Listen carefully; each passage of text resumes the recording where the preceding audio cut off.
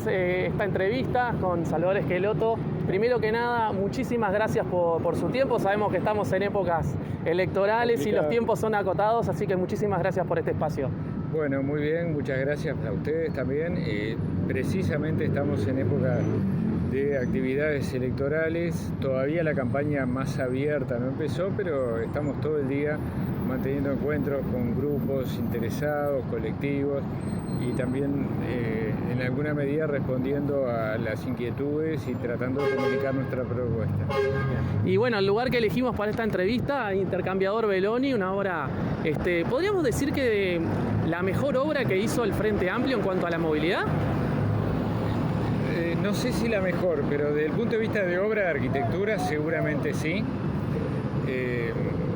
La movilidad tiene muchas vertientes de cuanto a la infraestructura urbana clásica, y si se quiere, esta es la que avanza más en una integración de sistemas en lo posible. Entiendo que no es perfecta, que ha generado la necesidad de adaptar algunas partes, pero sí es un intento, yo creo que muy avanzado, de poder combinar, digamos, la estructura principal de ejes troncales. En este caso estamos hablando de 8 de octubre, Camino Maldonado, con ejes transversales, como es el caso de Belloni, y bueno, también circuitos que son más locales, por así decirlo. Perfecto. Bueno, me contaba recién del tema de las reuniones. Ha tenido muchas reuniones con actores claves del transporte. Sí. En todas estas rondas de reuniones, ¿hay algo que le haya llamado la atención? ¿Algún reclamo que se haya reiterado? ¿Algo que no sabía y que aprendió de estas reuniones? Bueno, estoy aprendiendo mucho. En realidad, mi contacto con la gestión departamental ya tiene unos cuantos años, y en algún momento tuve que ver con los problemas de la movilidad. Concretamente en el año 2010 yo participé en la última etapa de la elaboración del plan de movilidad para Montevideo, del cual el intercambiador es uno de los componentes. Pero el contacto con los actores, particularmente empresas, cooperativas, propietarios de taxis, que han sido un poco los ámbitos con los cuales hemos intercambiado, me ha actualizado y me ha dado una información, yo diría, nueva, en cuanto a que, sobre todo a partir de la pandemia, Montevideo está registrando cambios en los comportamientos de la gente, en la forma de viajar, bueno, en la disminución del número de pasajeros y del número de boletos que se venden, y que muestran tendencias que ya no son coyunturales y que nos deben llamar a la reflexión un poco sobre qué está pasando y qué debería pasar a futuro con el transporte colectivo en Montevideo. ¿Qué medidas entonces plantea para tratar de solucionar este tema? Se habla de los carriles exclusivos para ómnibus, se habla de controlar el solo bus, se habla de regular estacionamientos. ¿En qué es lo que usted hace más énfasis? Bueno, yo creo que uno de los problemas que estamos teniendo en este momento es una cierta disminución o un aflojamiento de los controles, porque hay medidas que son de orden, que son adecuadas, que en su momento fueron testeadas y evaluadas como pertinentes, y que han perdido cierta eficacia. Claramente los carriles solo bus, ¿no? Yo soy partidario de mantenerlos, lo hemos hablado con algunos de los operadores del sistema, pero claramente es una operativa que está perforada por múltiples episodios o circunstancias que creo que no ayudan a la sostenibilidad de una medida que es una medida blanda, por así llamarla, ¿no? No implica la construcción de una infraestructura nueva, no implica grandes inversiones desde el punto de vista financiero, pero sí un seguimiento y un acompañamiento y un contralor que necesitamos reforzar. Esa yo diría que es una. Por supuesto que ya pensando en medidas ya de cambio estructural, creo que el gran cambio que podemos empezar a implementar en el próximo periodo de gobierno es el del nuevo sistema de transporte metropolitano de pasajeros.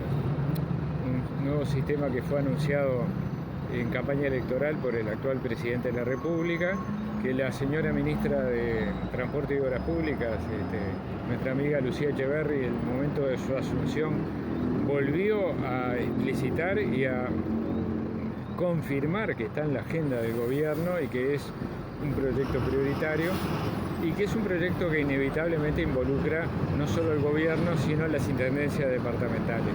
Creemos que ahí, en la medida que se trabaje de una manera rápida, consistente, se puede generar una nueva gobernanza del transporte colectivo, una institución que regule no solamente el transporte departamental en Montevideo, en Canelones, si llegara el caso, también en San José, sino además generar nuevas condiciones para lo que es actualmente el transporte llamado suburbano, que curiosamente tanto su planificación como su gestión, incluyendo los aspectos tarifarios, están absolutamente disociados de los sistemas departamentales.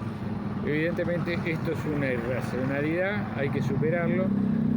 Para poder superarlo se requiere que los diferentes organismos que se vayan a involucrar en el nuevo sistema cedan algo de sus competencias. Todo el mundo le tiene un poco de miedo a esto, pero inevitablemente tiene que ocurrir así, y se sumen a una propuesta en común. Y nosotros desde Montevideo estamos pensando que hay que sumarse de manera entusiasta a esto. Y una duda, ¿no? Usted, además de un hombre técnico, también es un hombre político, de militancia de años. Sí. Si están todos de acuerdo, incluso los partidos de oposición, en cuanto a medidas concretas que hay que tomar, ¿por qué no se han tomado ya? A ver, esto puede aplicarse tanto para el transporte como para otras áreas. Lo mismo puede ocurrir con un tema que está bastante focalizado en esta etapa de campaña, como es el de la limpieza urbana. Yo creo que hay consensos que se van construyendo y se van de alguna manera consolidando. Formas de ver los problemas que antes no las podíamos visualizar. Vuelvo al ejemplo de la limpieza. Yo creo que la idea de que el sistema actual de gestión de residuos sólidos, que implica la contenerización, por así llamarlo, genérica de la ciudad, ha encontrado su límite. Esto no lo sabíamos hace 5 años. Es un convencimiento que la dinámica actual de la ciudad nos llevó a adoptarlo. Y esto creo que quizás es un consenso transversal a los partidos, más allá de las picardías o las polémicas que puedan darse en una controversia electoral. Si voy al tema de la movilidad, creo que pasa algo parecido. La dinámica urbana nos está llevando a enfrentar problemas que hasta este momento no estaban planteados, o por lo menos no estaban planteados con el mismo dramatismo. Yo creo que, por ejemplo, la disminución de ventas de boletos, que fue muy como notoria en la pandemia, que no se logró recuperar, ha llamado la atención sobre la necesidad de fortalecer el sistema de transporte colectivo, de defenderlo y de sostenerlo. Y simétricamente creo que hay una realidad que nos está golpeando a todos, que es que la incorporación de decenas de miles de vehículos nuevos todos los años en una red vial que va a ser la misma, nos tiene que convocar a la ciudadanía, pero también a las autoridades, a un uso responsable del automóvil individual, que no puede ser la solución y que más bien va a ser parte del problema si no se produce esa racionalidad. Bien. En cuanto a la accesibilidad en el transporte, ¿qué aportes, qué necesidades ve que habría que reforzar o medidas nuevas a implementar para que sea un transporte más accesible?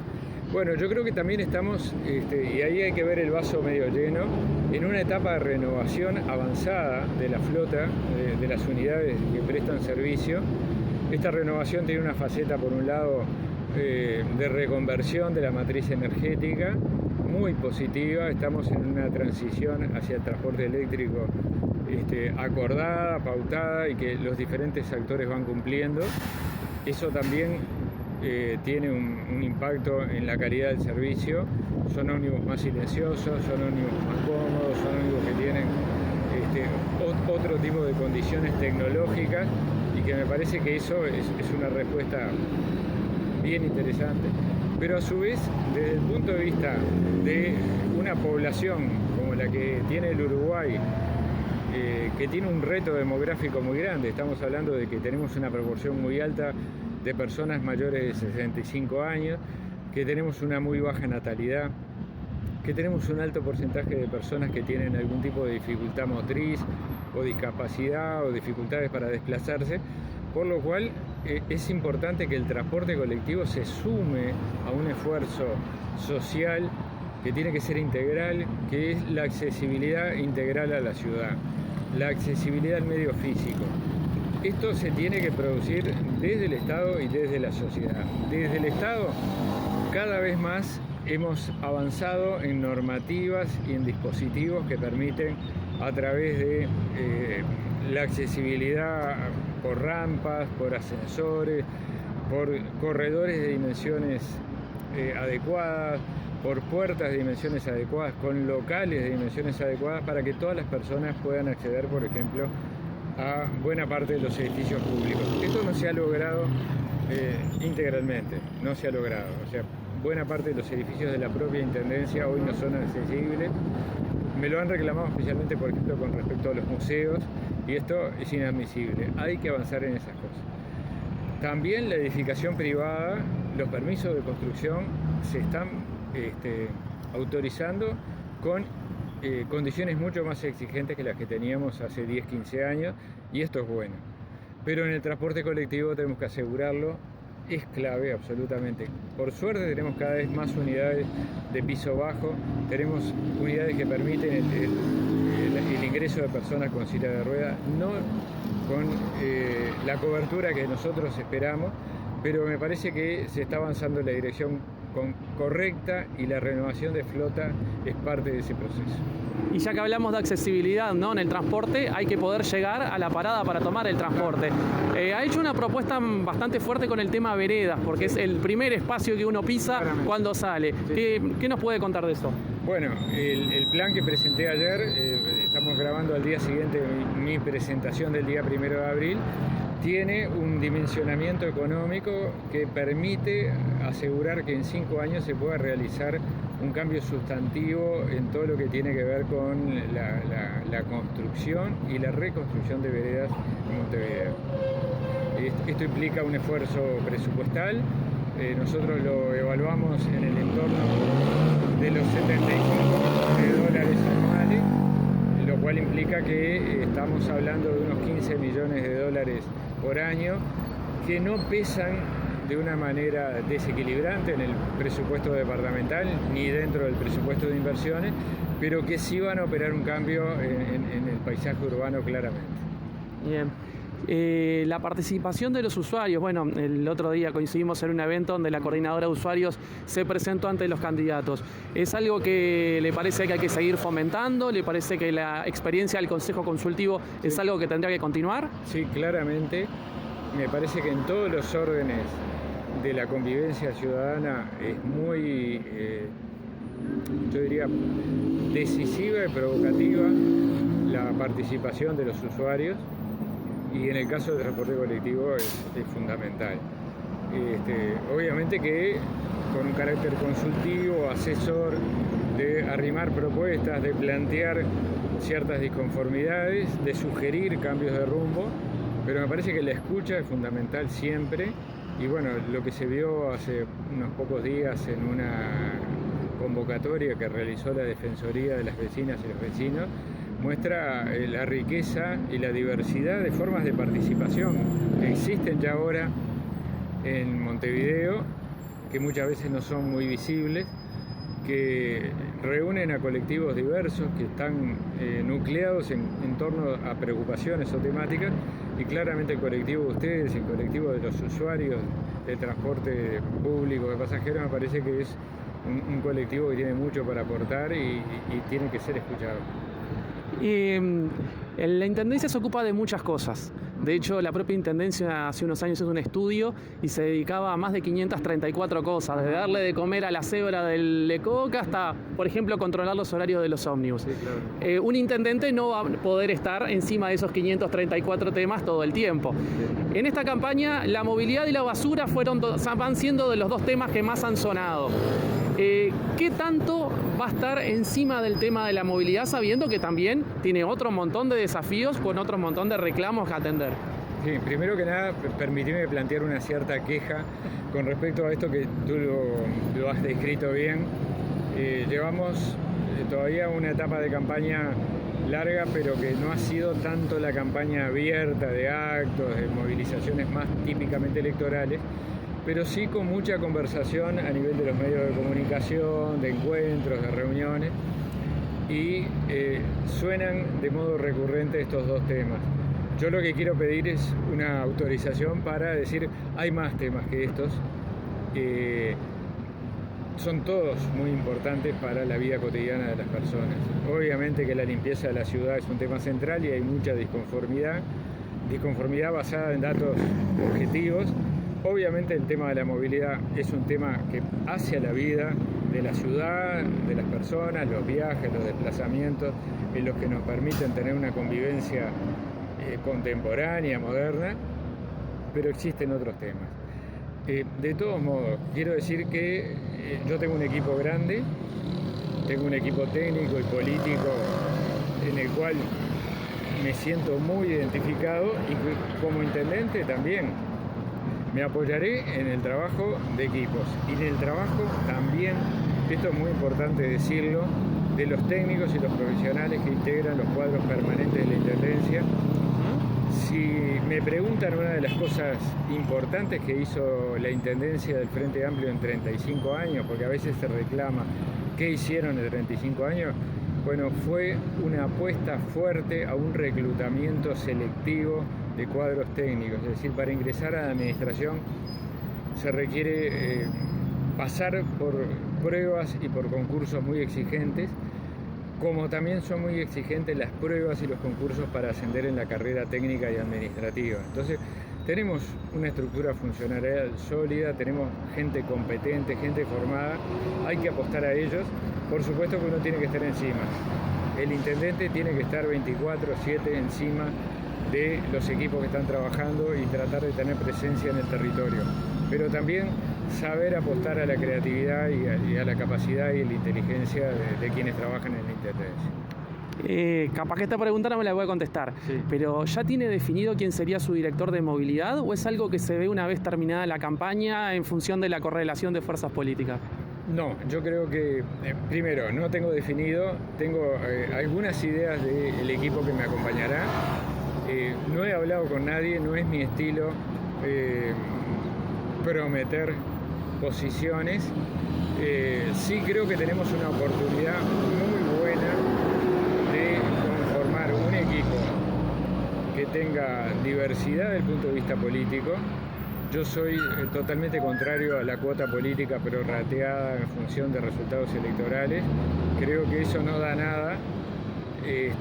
Sí que haya representatividad y diversidad de perfiles políticos, sectoriales. También que es muy importante que haya gente que no tenga necesariamente una militancia pública o visible, gente que no necesariamente vote al Frente Amplio. Esto en las mejores etapas de la Intendencia de Montevideo ocurrió así, y combinar también desde el punto de vista de un balance de género y de generaciones.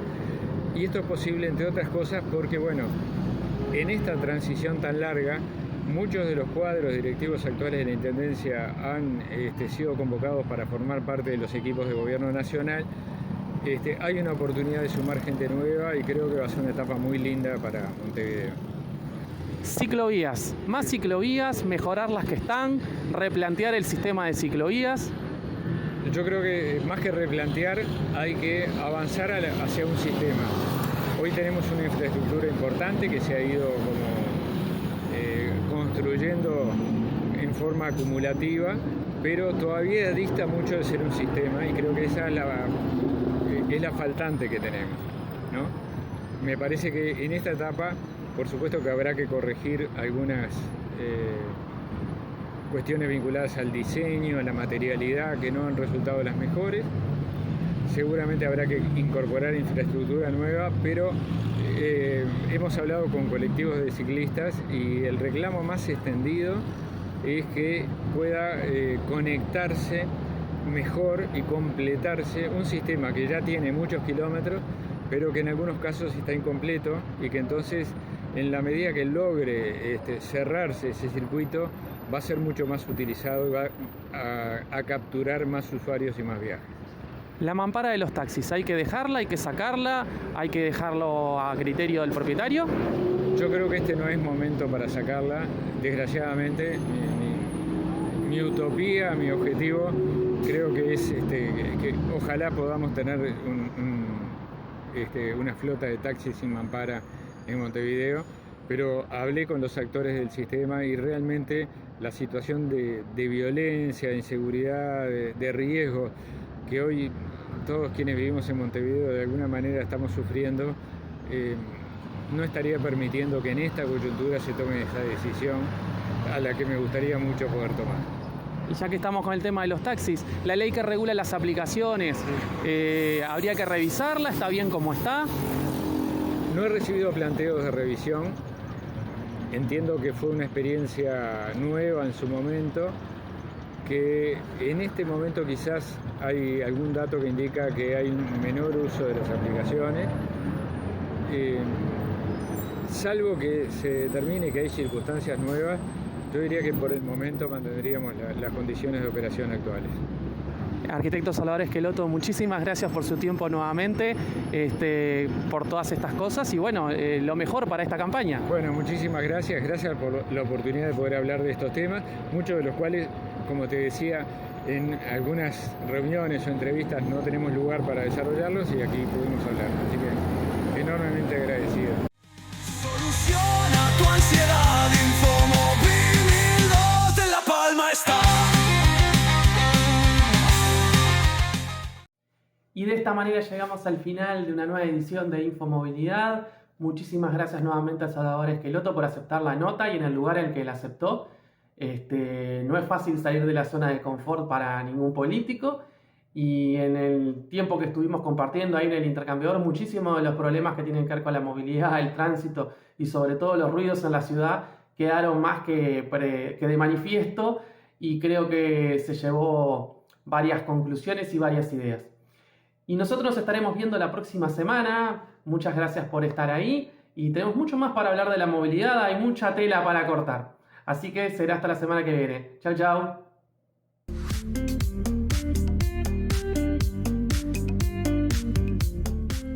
¿El transporte público complica tu día? Tenés toda la información que necesitas en comomemuevo.uy. Horarios, desvíos, reglamentos, noticias, historia y todo lo que tenés que saber, incluyendo la posibilidad de contactarte directamente con las empresas. Seguinos en nuestras redes sociales, comomemuevo.uy. Todo sobre el transporte público en un solo lugar.